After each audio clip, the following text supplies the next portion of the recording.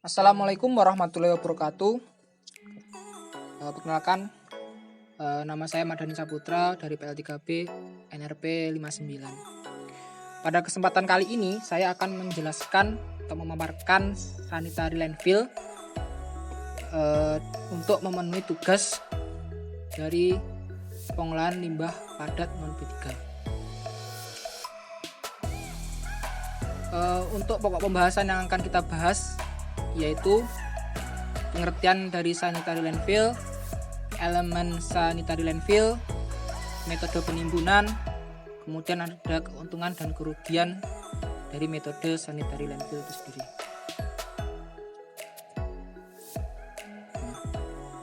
Definisi dari sanitary landfill yaitu metode pengurukan sampah ke dalam tanah dengan menyebarkan sampah secara lapis per lapis pada sebuah set atau lahan yang telah disiapkan kemudian dilakukan pemadatan oleh alat berat pada akhir hari operasi, kemudian urukan sampah tersebut ditutup dengan tanah penutup.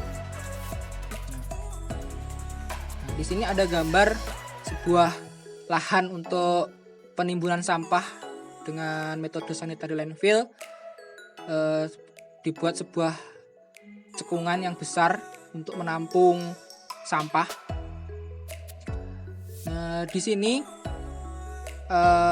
bagian-bagian yang hitam ini merupakan lapisan pembatas antara sampah dengan tanah di sekitar sini agar tidak terjadi kebocoran atau perembesan dari air lindi sampah itu sendiri.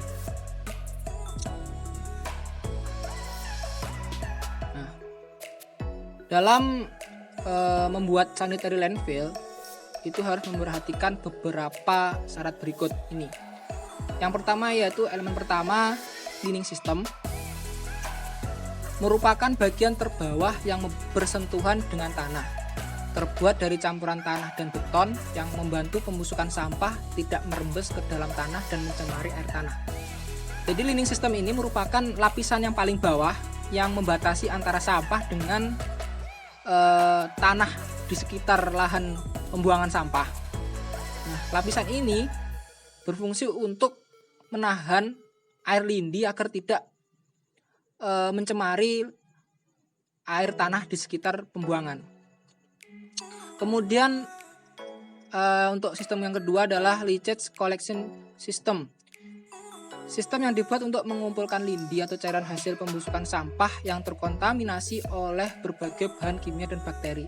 Sistem ini dibuat agar lindi tidak menggenang dan merembes ke dalam tanah. Nah, dalam leachate itu merupakan air lindi ya. Air lindi ini merupakan hasil dari pembusukan sampah ini yang terkontaminasi oleh bahan kimia ataupun bakteri. Nah, dalam sebuah sanitary landfill, air ini harus dikelola dengan baik dan diberikan sebuah pipa untuk menyalurkan air tersebut untuk bisa diproses menjadi sebuah pupuk cair. Itu air lindi. Kemudian ada cover or cap system. Sistem ini berguna untuk mengurangi air hujan yang masuk ke dalam tumpukan sampah. Berfungsi juga untuk mengurangi jumlah lindi yang menggenang. Nah, dalam menutup sampah yang telah penuh ya di dalam sebuah lubang sanitary landfill tadi, itu ada paling tidak itu ada 3 lapisan untuk menahan air agar tidak masuk ke dalam timbunan sampah. Nah, jadi nanti kalau air hujan masuk ke dalam timbunan sampah itu bisa menyebabkan jumlah air lindinya itu banyak dan bisa menggenang. Kemudian ada sistem ventilasi. Nah, sama halnya dengan ruangan, wilayah sanitary landfill juga membutuhkan ventilasi demi sirkulasi udara yang baik. Ventilasi dibutuhkan agar pembusukan sampah yang menghasilkan gas metana dan konsentrasi gas tidak menimbulkan risiko ledakan. Jadi, dalam penimbunan sampah di sanitary landfill ini, itu dalam pembusukan sampahnya itu menghasilkan sebuah gas metana.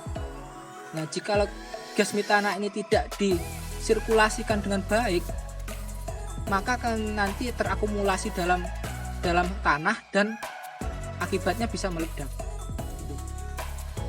Jadi harus diperhatikan dengan baik. sistem ventilasi dalam sanitary landfill ini. Nah, yang terakhir ini adalah sistem monitor ya. Merupakan sistem yang berguna untuk mengawasi, memantau, dan memberi peringatan dini jika ada kendala seperti kebocoran yang dapat berbahaya bagi manusia dan lingkungan. Jadi dalam sebuah sanitary landfill itu di sekitarnya diberikan sebuah sensor. Jadi ini merupakan sensor ini yang seperti tiang ditancapkan ini untuk mendeteksi apakah ada kebocoran atau tidak dari lubang sampah ini, penimbunan sampah ini. Nah, kalau ada kebocoran ini akan memberikan sinyal nanti untuk mencegah terjadinya kebocoran yang lebih besar. Nah, di sini ada ilustrasi ya, sebuah wilayah atau lahan sanitary landfill. Di sini ada sampah yang telah dikompaksi atau dipadatkan di sini. Sudah ditutup dengan tanah ini, lapisan tanah. Nah, lapisan tanah ini terdiri dari ini. Dari lapisan tanah atas ada pasir, ada tanah liat. Nah, ini berlapis-lapis ini gunanya untuk menahan agar tidak bocor ya. Nah, nanti kalau bocor kan bisa menimbulkan bau dan juga bisa mencemari lingkungan. Kemudian di bawah sini ada pipa-pipa kecil. Nah, pipa-pipa kecil ini untuk menyalurkan air lindi. Nah, air lindi ini dipompa ke tangki sini, kemudian diproses ke sistem pemrosesan air lindi di sini untuk pembuatan pupuk cair.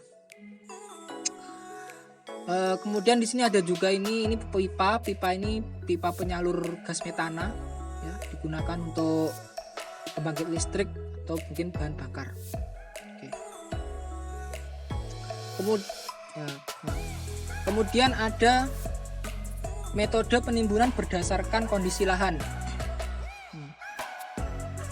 Yang pertama yaitu metode parit atau excavated cell, sangat cocok digunakan untuk tanah datar atau sedikit miring, di mana air tanah jauh di bawah permukaan tanah.